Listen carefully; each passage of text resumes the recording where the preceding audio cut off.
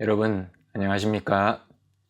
오늘 하여성경 공부 바울의 기도에 대해서 함께 생각해 보고 은혜를 나누는 시간을 가지겠습니다. 기도하시겠습니다. 은혜로우신 아버지 하나님, 오늘 저희와 함께 바울의 기도에 대해서 생각해 보고자 합니다. 바울이 얼마나 기도했었고 기도에 얼마나 집중했었고 기도의 선생으로서 우리에게 어떤 교훈을 남겼는지, 기도의 모범으로서 어떻게 기도했는지를 돌아보면서 우리 자신을 한번 점검해보는 그런 은혜의 시간 될 수 있도록 인도하여 주시옵소서. 예수님의 이름으로 기도하옵나이다. 아멘. 바울은 신약 성경의 굉장히 중요한 인물입니다. 베드로와 함께 바울은 굉장히 중요한 인물인데, 바울이 어떻게 기도했었고 우리에게 어떤 기도의 가르침을 주었는지 함께 생각해 보도록 하겠습니다. 먼저 기도의 선생 바울, 기도에 대한 가르침을 참 많은 서신서에서 남겼죠. 그래서 바울이 우리에게 기도에 대해서 무엇을 가르쳐 주었는지, 그리고 기도가 무엇인지를 바울을 통해서 한번 배워보도록 하겠습니다. 자, 첫 번째, 큰 글씨로 되어 있는 부분 한번 같이 읽으실까요? 교회와 성도에게 있어서 기도는 모든 일 중에 으뜸이어야 한다. 교회도 마찬가지고 성도도 마찬가지로 기도는 모든 일 중에 으뜸이어야 한다는 겁니다. 자, 거기 오른쪽에 있는 디모데전서 2장 1절 말씀 같이 읽겠습니다. 그러므로 내가 첫째로 권하노니 모든 사람을 위하여 간구와 기도와 도구와 감사를 하되. 그 밑에 있는 빌립보서 4장 6절 말씀. 아무것도 염려하지 말고 다만 모든 일에 기도와 간구로 너희 구할 것을 감사함으로 하나님께 아뢰라. 그리고 그 밑에 있는 데살로니가전서 5장 16에서 18절 말씀. 항상 기뻐하라, 쉬지 말고 기도하라, 범사에 감사하라. 이것이 그리스도 예수 안에서 너희를 향하신 하나님의 뜻이니라. 마지막 골로새서 4장 2절 말씀.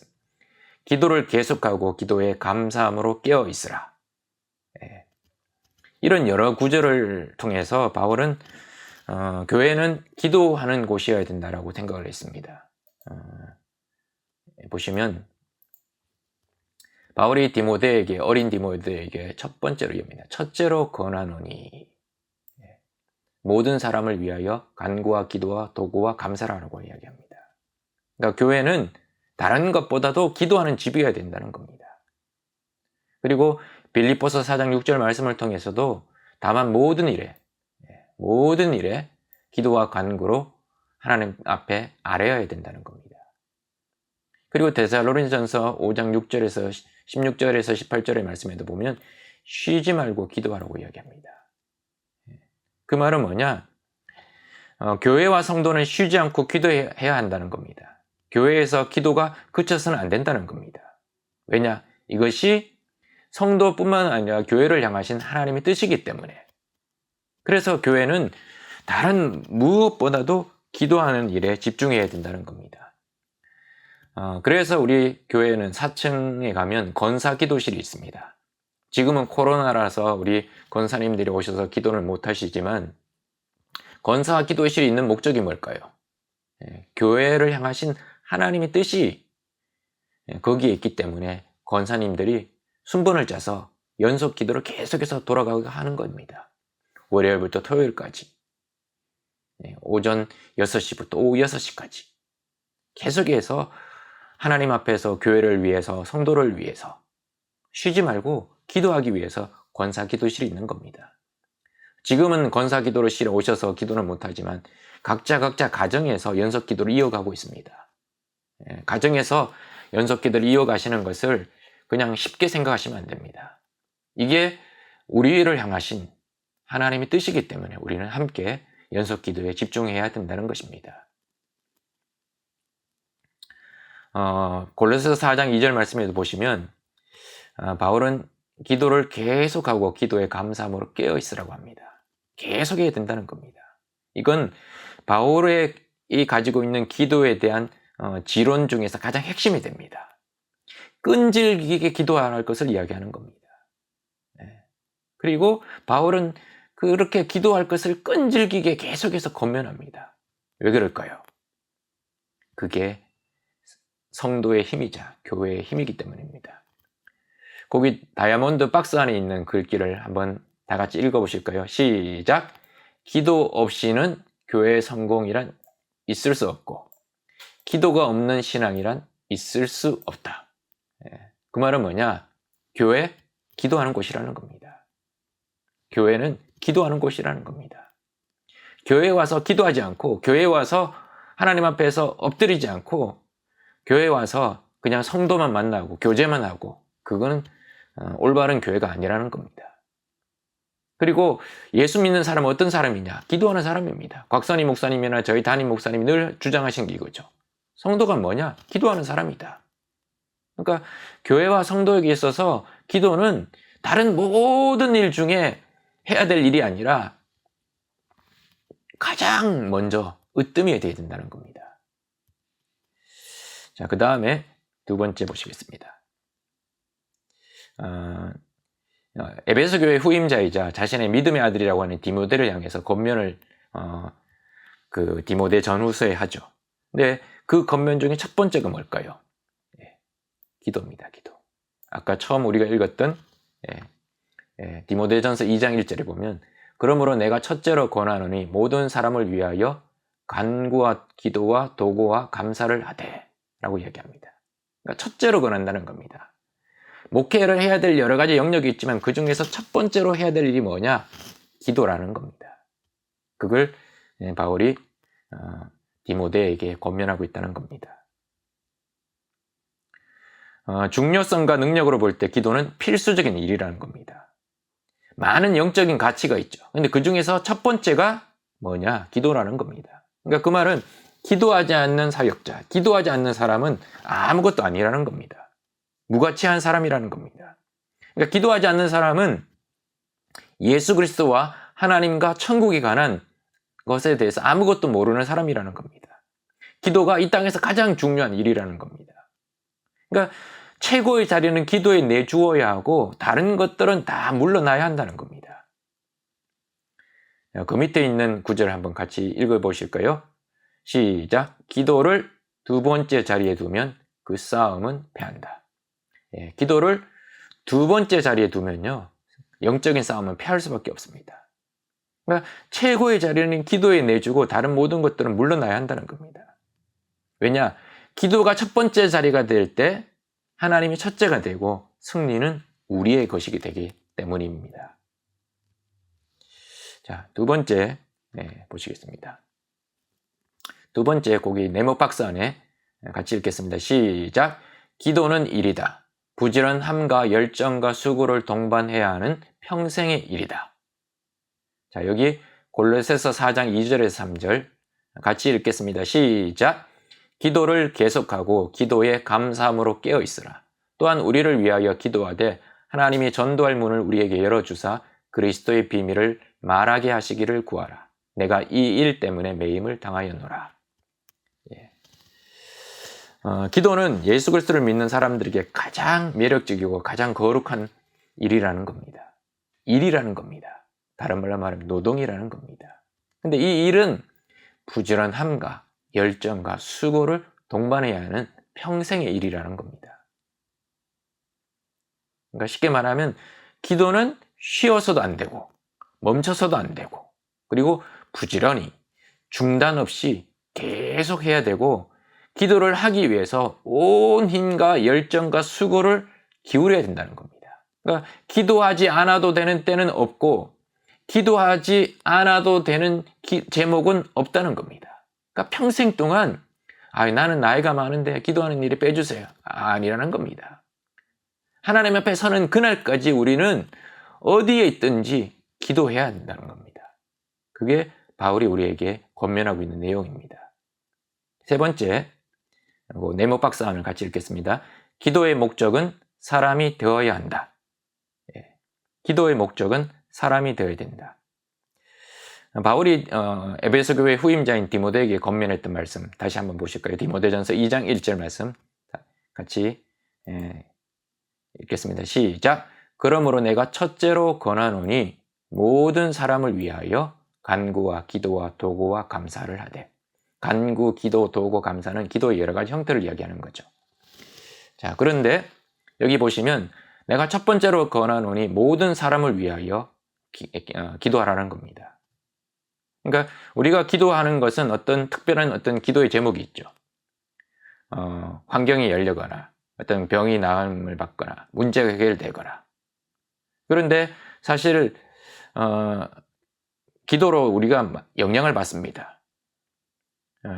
우리를 감동시켜주는 물질이나 은총 그리고 일 이런 것들이 사실은 기도의 어떤 대상이 되고 기도의 제목들이긴 하죠. 근데 중요한 건 기도의 목적은 사람이 되어야 된다는 겁니다.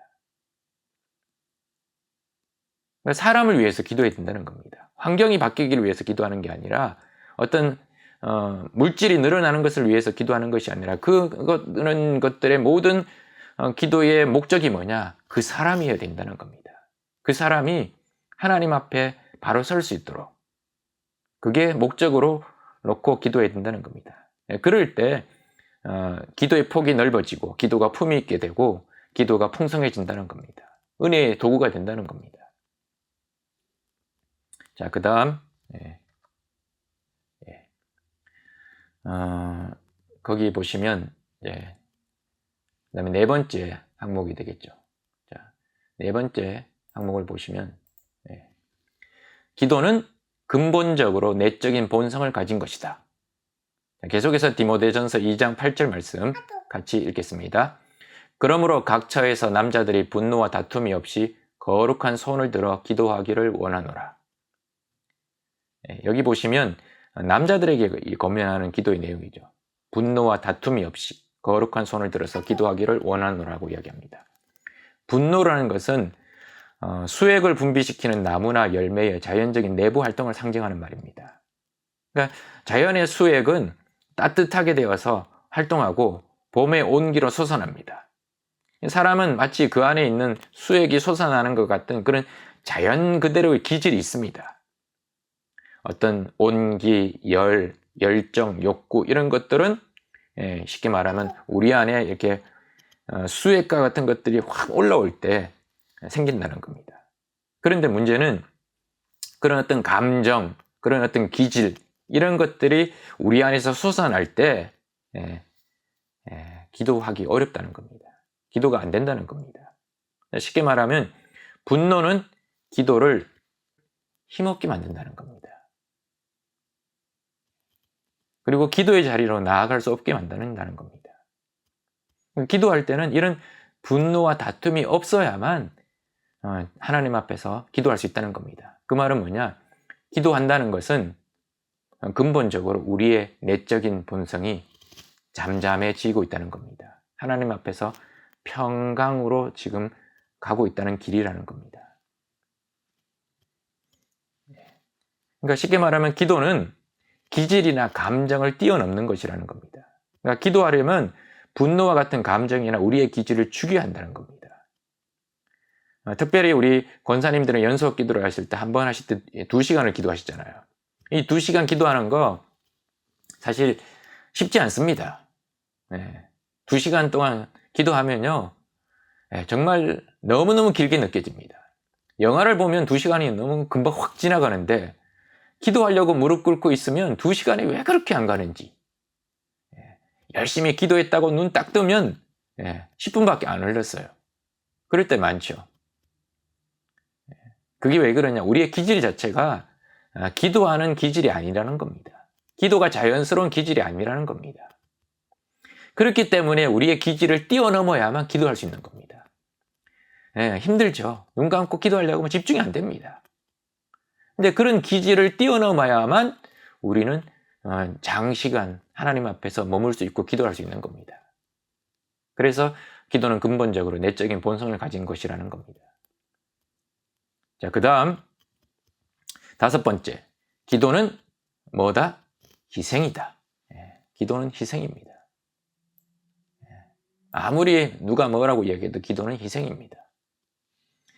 자, 거기 보시면 예. 거기 히브리서 5장 7절 새 번역에 이제로 번역된 부분을 같이 한번 읽으시겠습니다. 예수께서 육신으로 세상에 계실 때에 자기를 죽음에서 구원할 수 있는 분께 큰 부르짖음과 많은 눈물로써 기도와 탄원을 올리셨습니다. 하나님께서는 예수의 경외심을 보시어서 그 간구를 들어주셨습니다. 예수님은 육신으로 세상에 계실 때에 자기를 죽음에서 구원할 수 있는 분 하나님께 큰 부르짖음과 많은 눈물로서 기도와 탄원을 올리셨습니다. 그 말은 뭐냐면요, 이게 그냥 자연스럽게 한 게 아닙니다. 큰 부르짖음과 많은 눈물로 기도와 탄원, 정말 많은 것들을 놓고 기도하셨다는 겁니다. 바울은 기도할 때 많은 걸 희생했습니다. 자아도 내려놓았습니다. 자신의 육체의 연약함도 내려놓았습니다. 세상에 대해서 죽었다고 고백할 정도로 세상에 대해서 자기는 죽었다고 이야기합니다. 그러니까 그 말은 바울은 기도할 때 참 많은 희생을 치루었습니다. 그 밑에 있는 그 굵은 글씨로 적혀 있는 구절을 한번 같이 읽겠습니다. 시작. 아무것도 희생하지 않는 기도는 아무것도 얻지 못한다. 기도하면서 희생하지 않으려고 합니다. 기도하면서 시간 손해 안 보려고 합니다. 희생하지 않으려고 합니다. 그건요, 아무것도 얻지 않겠다는 겁니다. 그런 건 기껏해야 거지의 구걸에 지나지 않는다는 겁니다. 희생하지 않는 기도는요, 아무것도 얻지 못합니다. 권사님들이 2시간씩 기도하는 거 희생이죠. 자기 시간을 이렇게 내는 거니까.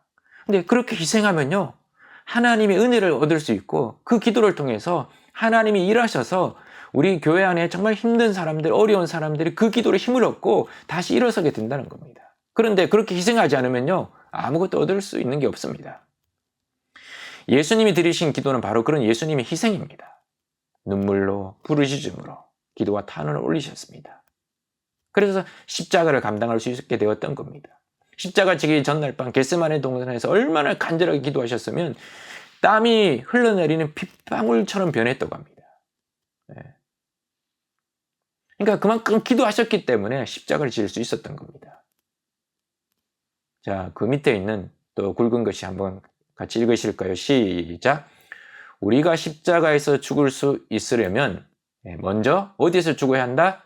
먼저 골방에서 죽어야 한다. 십자가에서 죽을 수 있으려면요, 먼저 우리 골방에서부터 죽어야 합니다. 요즘 권사님들 집에서 기도와 연석 기도 쭉 하고 계시는데 참 힘드시죠? 2시간 기도하려고 하면 교회 오셔서 권사 기도실에서 할 때도 참 힘들었는데 집에서 기도하시면 더 힘드실 겁니다. 근데 죽어야 합니다. 우리 집에 골방에서 죽어야 합니다. 나는 죽었다고 생각하고 2시간 기도하십시오. 그러면요, 정말 큰 기도의 어떤 유익, 은혜, 기도의 응답을 경험하실 수 있을 겁니다. 자, 그 다음에 두 번째, 바울은 기도의 사람이었습니다. 기도에 대해서 우리에게 많은 것들을 가르쳐 주었지만 사실은 바울은 기도의 사람입니다. 자, 바울이 어떻게 해서 기도의 사람이 되었는지 같이 한번 또 살펴보겠습니다. 자, 첫 번째, 바울에게 기도는 하나의 습관, 삶이 되었습니다. 오른쪽 그림은 이제 다메섹 도상으로 가다가 이제 말에서 떨어지는 장면입니다. 바울이 예수 그리스도를 만나고 난 다음에 말에서 떨어집니다. 이 사건 때 하나님이 바울을 회심시키기 위해서 하나님의 사람인 아나니아를 부르십니다. 그리고 아나니아에게 그렇게 말씀하시죠. 주께서 가라사대 일어나 직가로 하는 거리로 가서 유다 집에서 다소 사람 바울이라 하는 자를 찾으라 라고 이야기합니다. 근데 아나니아가 사실은 이 사람이 누군지 알죠. 예루살렘에서 성도들을 잡아서 죽이려고 했던 사람.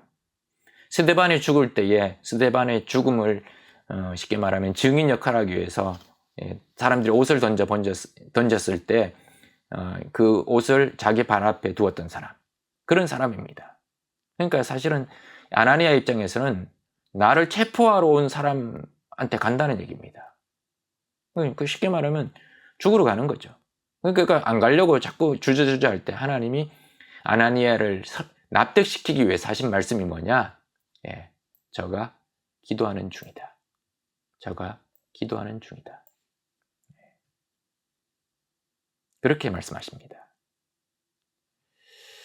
예, 기도하고 있다는 것. 그럼 뭘 이야기하는 것일까요? 예, 변했다는 겁니다. 하나님의 은혜를 구하고 있다는 겁니다. 달라져 가고 있다는 겁니다. 혹시 여러분 주변에서도 삶이 변화가 안 됐다고 느껴지는 사람들 있죠.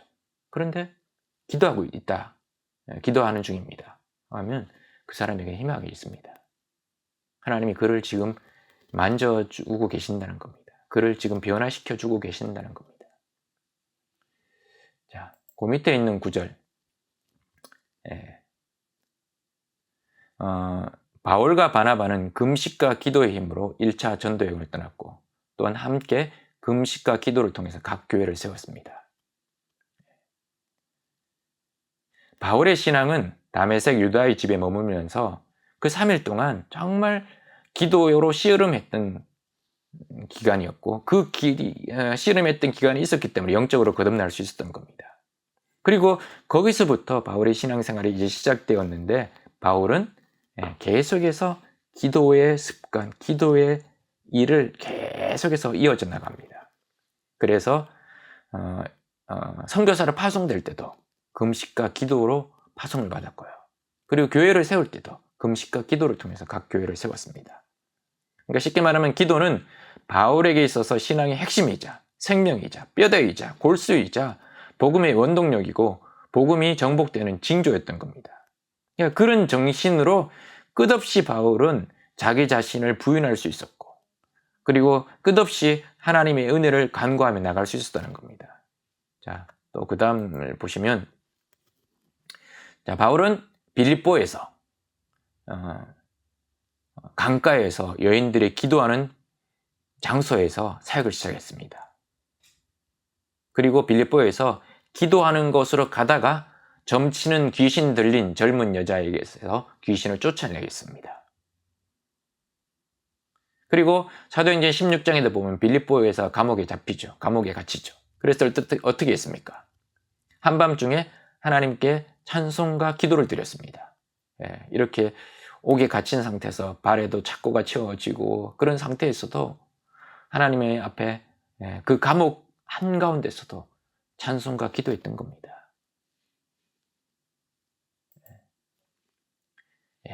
그건 뭘 말하는 것일까요? 바울에게 기도는 그냥 하나의 어떤 장식이 아니라는 겁니다. 바울에게 있어서 기도는 습관이었고 일이었고 삶 자체였다는 겁니다. 바울은 전도 여행을 통해서 교회를 세우고 수많은 교회에게 편지를 써서 신약 성경을 참 많이 쓴 사람입니다. 어떻게 보면 신약에 바울이 없었다면 신약의 어떤 그 모든 역사를 그냥 사실은 예수님 이후의 역사가 없다고도 말할 정도로 정말 위대한 사람입니다. 그런데 문제는 바울은 기도와의 사람이었다는 겁니다. 습관이 되었고 그에게는 그것이 일이었고 그에게는 그것 자체가 삶이었다는 겁니다. 자, 두 번째, 바울에게 있어서 기도는 뭘까요? 사건을 해결하는 열쇠입니다. 사건을 해결하는 열쇠. 자, 여기도 보시면 바울이 기도했다는 분명한 언급은 없지만 놀라운 일이 일어난 사건 두 가지가 사도행전에 나옵니다. 첫 번째는 바울이 빌립보를 떠나서 드로아로 향하여 일주일간 드로아에서 머물 때 일어난 사건입니다. 여러분 아실 겁니다. 일주일간 드로아에 머물면서 바울이 빨리 이제 그 다음으로 가려고 하다 보니까 밤늦은 시간까지 계속해서 하나님 말씀을 전합니다. 그때 창문에 걸터 앉아 있다가 졸다가 그만 졸음을 이기지 못해서 이렇게 졸다가 창문에서 떨어진 유두고라는 청년이 있습니다. 그러자 바울이 이제 잠시 말씀을 전하는 걸 멈추고 내려가죠. 그리고 그를 안았습니다. 그때 사람들에게 뭐라고 하냐면 청년의 생명이 아직 있으므로 소란 피우지 말라고 합니다. 그리고 다시 올라가서 날이 새기까지 계속해서 제자들에게 말씀을 강론합니다. 그리고 청년은 살아났고 그 결과로 사람들은 큰 위로를 받았습니다. 여기에 보면 구체적으로 바울이 기도했다는 언급은 없습니다. 그런데 한번 생각해 보십시오. 바울이 뭘 했을까요? 청년이 졸다가 떨어져서 죽었습니다. 내려가서 청년을 안고 뭘 했을까요? 기도했다는 건 틀림없는 사실이죠. 그렇게 기도했기 때문에 청년이 즉시 살아난 것으로 응답이 되었던 겁니다. 자, 두 번째, 바울이 기도했다는 언급은 없지만 분명하게 응답이 된, 사건이 해결된 것. 두 번째, 제수의 신분인 바울이 로마로 이송하던 배가 오랫동안 끌어온 무시무시한 폭풍 가운데서 전복되었을 때, 바울이 탄 배가 엄청난 풍랑을 만나갖고 오랜 세월 동안 고생하다가 결국에는 배가 깨어지게 되었을 때, 그때 어떤 일이 일어났느냐? 사도행전 27장 21절에서 25절 말씀 제가 읽겠습니다. 여러분이여 내 말을 듣고 그레데에서 떠나지 아니하여 이 타격과 손상을 면하였더라면 좋을 뻔하였느니라. 내가 너희를 권하노니 이제는 안심하라. 너희 중 아무도 생명에는 아무런 손상이 없겠고 오직 배뿐이리라. 내가 속한 바 곧 내가 섬기는 하나님의 사자가 어젯밤에 내 곁에 서서 말하되 바울아 두려워하지 말라. 내가 가이사 앞에 서야 하겠고 또 하나님께서 너와 함께 항해하는 자를 다 내게 주셨다 하였으니 그러므로 여러분이여 안심하라. 나는 내게 말씀하신 그대로 되리라고 하나님을 믿노라 라고 이야기합니다. 거의 다 배가 깨어질 만큼 위험한 지경의 폭풍 속에서 죽을 뻔했습니다. 그랬을 때 그 전날 밤 하나님의 사자가 천사가 나타나서 바울에게 말합니다. 두려워하지 말아라 바울아. 너는 가이사 앞에 서야겠고 너와 함께 항해하는 자들을 나한테 다 주셨다. 그 말은 뭐냐? 아무도 죽지 않는다는 겁니다. 이렇게 천사가 나타나서 위로와 확신의 말씀을 주었을 때 바울이 뭘 하고 있었을까요? 잠자고 있었을까요? 아니면 딴짓하고 있었을까요? 기도하고 있었음이 틀림없습니다. 기도의 습관이 된 사람, 기도에 대한 강한 신념으로 살았던 바울은 분명 그 순간 하나님 앞에 무릎 꿇고 기도했을 겁니다. 그래서 하나님의 응답을 듣게 되었던 겁니다. 그러니까 우리가 살아가면서 여러 가지 사건을 만나죠. 문제를 만나죠. 그 문제를 해결하는 열쇠가 뭘까요? 궁극적으로는 하나님의 도우심이죠. 그런데 하나님의 도우심을 입는 채널은 뭘까요? 기도라는 겁니다. 성도에게 기도는 열쇠입니다. 사건을 해결할 수 있는 하나님이 일하시는 열쇠라는 겁니다. 자, 그 다음에 세 번째, 바울은 기도를 통해서 하나님의 인도를 확실하게 받았습니다. 첫 번째가 뭐냐면 다메섹 도상에서 아까 우리 살펴보았던 아나니아에게 하나님이 말씀하신 그 장면이죠. 그가 기도하는 중이다. 이 말 참 중요합니다. 그가 기도하는 중이다. 바울 입장에서도 얼마나 답답했겠습니까? 갑자기 다메섹 도상에서 예수님을 만났습니다. 그리고는 눈이 멀어졌습니다. 다른 사람 부축에 의해서 다메섹으로 들어갔죠. 그리고 3일 동안 금식하면서 기도했습니다. 이게 도대체 나한테 무슨 일입니까? 왜 나한테 이런 일이 일어납니까? 오른쪽 그림에 보시는 것처럼 그냥 계속해서 기도가 있던 겁니다. 그런데 하나님의 사람 아나니아를 통해서 바울을 찾아가게 하시죠. 자신을 성도를 체포하러 온 바울을 정말 변화되었다는 거, 회심했다는 거 알리기 위해서 하나님은 그가 기도하는 중이다 라고 말씀합니다. 바울은 그 기도를 통해서 아나니아를 만나게 되고 아나니아를 통해서 자신의 눈에 비닐 같은 것들이 벗겨지고 확실하게 예수 그리스도를 영접하게 됩니다.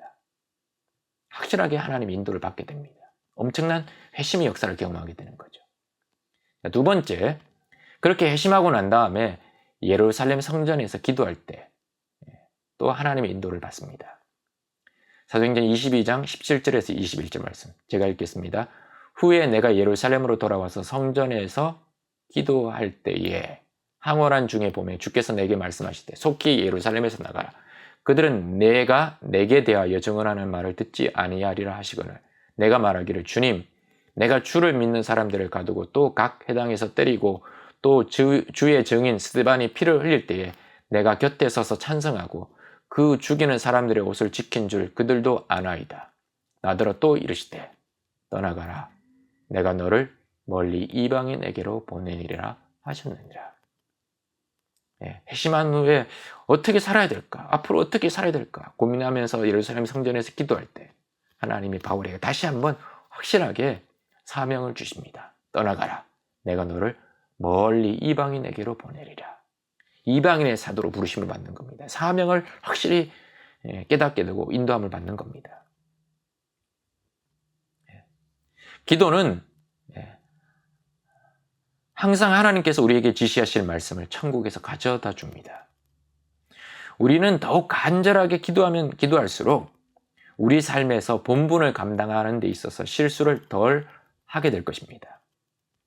우리를 향한 하나님의 뜻은 어디서 나타나느냐? 기도의 응답으로 나타납니다.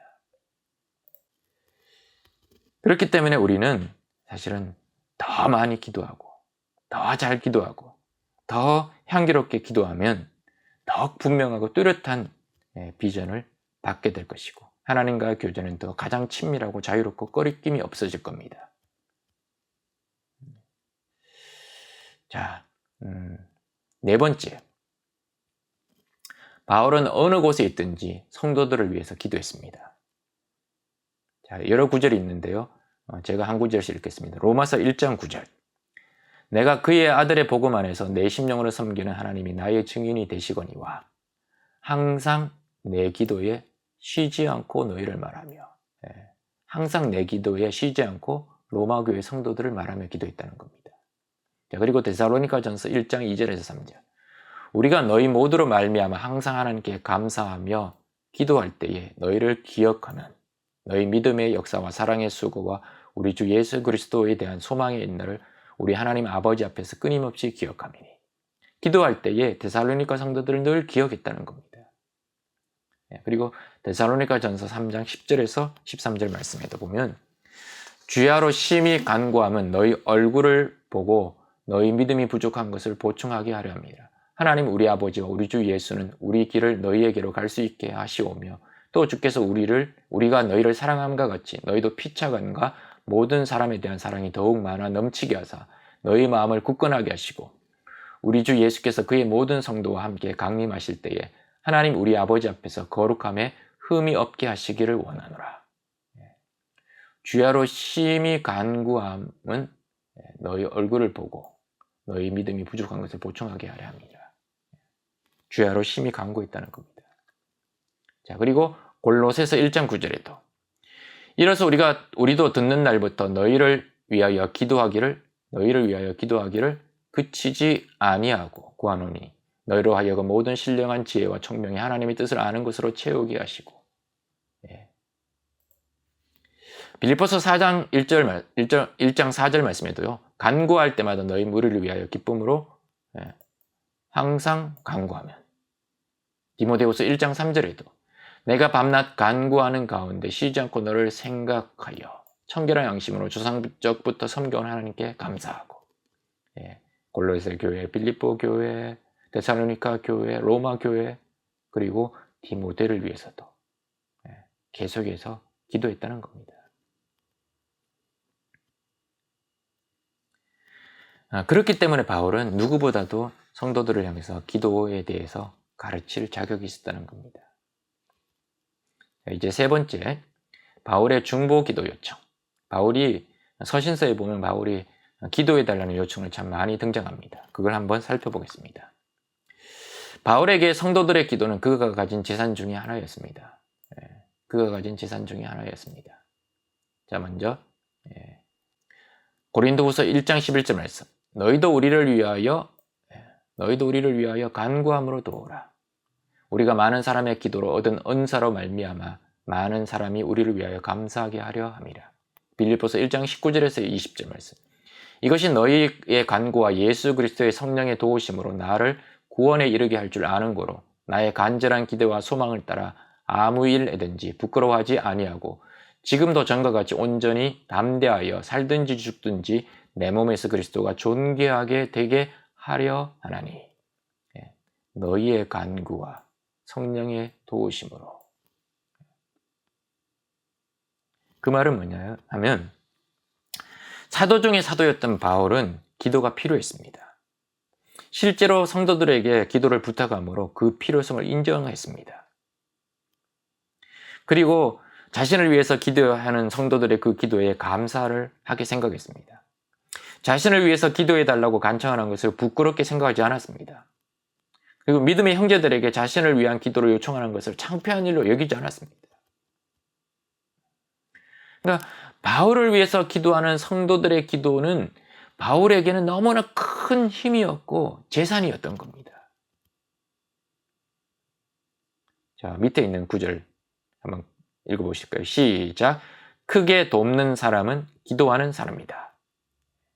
성도는 다른 어떤 방법보다도 뜨겁게 기도함으로 다른 성도들을 더욱 많이 도울 수 있습니다. 권사님 여러분, 여러분이 연속 기도하시는 거요, 그건 정말 크게 성도들을 돕는 일입니다. 연속 기도한다고 나한테 유익이 뭐가 될까요? 없을 수 있죠. 시간이 희생하는 것일 수 있죠. 그런데 그것 자체가 정말 다른 성도들과 교회와 목회자와를 돕는 큰 일이라는 겁니다. 우리가 부족할 때요, 진정한 기도만큼 도움이 되는 건 없습니다. 기도는 필요를 채워주고 우리를 공경에서 구해줍니다. 바울의 믿음은 참 많은 시험을 받았습니다. 많은 환난과 공경에 빠졌습니다. 그럴 때마다 성도들이 바울을 위해서 기도해 주므로 바울은 그 위기와 어려움과 환난과 역경을 이겨낼 수 있었던 겁니다. 그렇기 때문에 신약에 많은 교회들이 세워지고 많은 서신서들이 우리에게 남게 되었던 겁니다. 자, 그 다음 바울은 로마에 있는 교인들, 로마의 성도들에게 요청한 중보 기도 제목이 있습니다. 이게 뭐냐? 불신자들에게 해를 당하지 않도록 위해서 기도해 달라고 합니다. 바울의 그 기도, 로마서 15장 30에서 32절 말씀. 형제들아, 내가 우리 주 예수 그리스도와 성령의 사랑으로 말미암아 너희를 권하노니 너희 기도에 나와 힘을 같이하여 나를 위하여 하나님께 빌어. 나를 위하여 하나님께 빌어. 나로 유대에서 순종하지 않은 자들로 건짐을 받게 하시고 또 예루살렘에 대하여 내가 섬기는 일을 성도들이 받을 만하게 하고 나로 하나님의 뜻을 따라 기쁨으로 너희에게 나아가 너희와 함께 편히 쉬게 하라고 요청을 합니다. 기도는 악의를 가진 사람, 음모를 가진 사람들로부터 지켜주는 방패이자 보호물입니다. 왜냐? 기도로 그들의 마음을 감동시킬 수 있습니다. 왜냐하면 하나님께서 그들의 마음을 감동시킬 수 있기 때문입니다. 기도 자체가 신비하거나 힘센 마력을 가지고 있지는 않습니다. 그런데 기도는 하나님의 마음을 감동시켜서 하나님이 일하시도록 하는 채널이기 때문에 그래서 가장 능력이 있다는 겁니다. 자, 그 다음 바울은 에베소 교회 성도들에게도 기도를 요청하죠. 근데 이때 제목이 조금 바뀝니다. 어떤 제목이냐? 말씀 전하는 자의 담대함을 위해서 기도해 달라고 합니다. 자, 에베소서 6장 18절에서 20절. 모든 기도와 간구를 하되 항상 성령 안에서 기도하고 이를 위하여 깨어 구하기를 항상 힘쓰며 여러 성도를 위하여 구하라. 또 나를 위하여 구할 것은 내게 말씀을 주사 나로 입을 열어 복음의 비밀을 담대히 알리게 하옵소서 할 것이니 이 일을 위하여 내가 쇠사슬에 매인 사신이 된 것은 나로 이 일에 당연히 할 말을 담대히 하게 하려 하심이라. 골로새서 4장 3절에서 4절에도 이렇게 요청합니다. 또 우리를 위하여 기도하되 하나님이 전도할 문을 우리에게 열어주사 그리스도의 비밀을 말하게 하시기를 구하라. 내가 이 일 때문에 매임을 당하였노라. 그리하면 내가 마땅히 할 말로서 이 비밀을 나타내리라. 자, 데살로니가후서 3장 1절에서 2절에도 이렇게 이야기합니다. 요청합니다. 끝으로 형제들아, 너희는 우리를 위하여 기도하기를 주의 말씀이 너희 가운데서와 같이 퍼져나가 영광스럽게 되고 또한 우리를 부당하고 악한 사람들에게서 건지시옵소서. 예, 데살로니가에 가서는 두 가지가 같이 기도하죠. 예, 주님의 말씀이 영광스럽게 퍼져나가기를 바라고 악한 사람들에게 건짐을 받게 달라고 기도를 요청합니다. 결국 그 말은 뭐냐? 예, 여러분 말씀 전하는 자나 아니면 전도하는 사람들에게 기도하실 때 위해서 기도하시잖아요. 그때 중요한 기도의 제목이 뭐냐? 말씀 전하는 자랑 전도하는 사람들의 담대함을 위해서 기도해 주십시오. 이 담대함이라는 것은 구약 선지자들에 보면 하나님이 그렇게 말씀해요. 사람들의 표정에 두려움을 갖지 말라고 명령을 받았습니다. 담대함이라는 것은 막 격한 말로 막 힘있게 큰 소리로 말하는 걸 말하는 게 아닙니다. 꾸짖거나 막 사람들을 향해서 막 정죄하는 것이 아닙니다. 담대함은 무례함이 아닙니다. 담대함은 아기를 품에 안은 어머니처럼 온화하지만 적수 앞에 서 있는 사자만큼이나 두려움을 모르는 걸 이야기합니다. 그러니까 내가 해야 될 말, 마땅히 전할 말을 알리는 것, 그게 말씀 전하는 자의 담대함이라는 겁니다.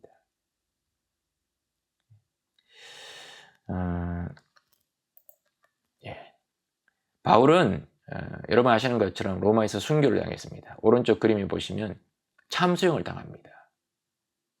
근데 그때 사도 바울의 목이 떨어지며 이 머리가 3번 튀었다고 합니다.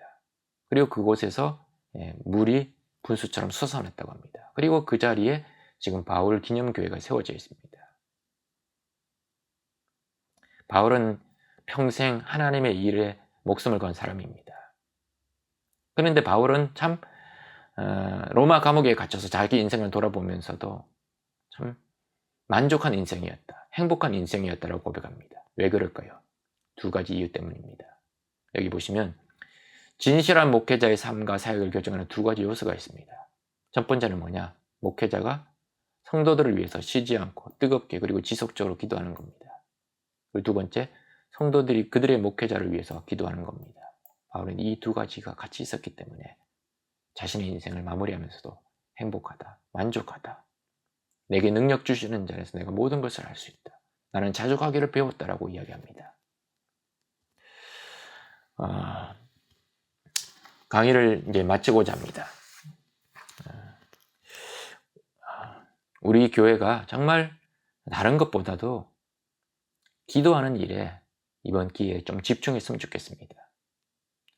우리에게 있어서 기도가 삶의 우선순위 중에서 몇 번째가 되는지 한번 생각해 보시고 점검해 보시고, 그리고 중보 기도는 남을 돕는 큰 일이라는 걸 좀 생각하시고, 성도들을 위해서 얼마나 내가 중보 기도 열심히 하고 있는 건지, 권사님들은 연속 기도에 얼마나 애를 쓰고 있는 건지. 점점 가면 갈수록 연속 기도에 참여하시는 분들이 줄어들고 있고 연속 기도하는 숫자도 줄어들고 있습니다. 한 달에 4번을 기본적으로 하셔야 되는데 대부분 2번, 1번 그렇게 하신다고 합니다. 여러분, 기도는 해도 되고 안 해도 되는 그런 선택 상황이 아닙니다. 기도는, 특별히 중보 기도는 정말 남을 돕는 가장 큰 일입니다. 기도는 우리의 삶을 최선을 다해서 애쓰고 노력해서 해야 될 가장 중요한 첫 번째 일이라는 겁니다. 다음 시간에는 우리 바울이 구체적으로 서신서에서 성도들을 위해서 기도를 권면한 내용들을 말씀을 하나씩 찾아보면서 같이 생각해보고, 이번 학기를 이제 마무리하면서 우리가 좀 실제적으로 기도에 도움이 되는 교훈들을 조금 생각해보고자 합니다. 제가 기도하고 마치겠습니다. 하나님 아버지, 바울의 기도를 통해서 우리 자신을 돌아보고 기도가 무엇인지, 그리고 기도는 내가 평생 동안 해야 될 일이라는 것을 잊지 않게 도와주시고, 남을 돕는 가장 큰 일이 중보 기도하는 것임을 잊지 않고, 권사님들은 연속 기도에 집중하게 도와주시고, 우리 모두도 성도들을 위한 기도의 끈을 놓지 않을 수 있도록 인도하여 주시옵소서. 감사드리며 예수님의 이름으로 기도하옵나이다. 아멘. 오늘 끝까지 함께 해주셔서 감사합니다. 다음 주 화요일 날 또 뵙겠습니다. 감사합니다.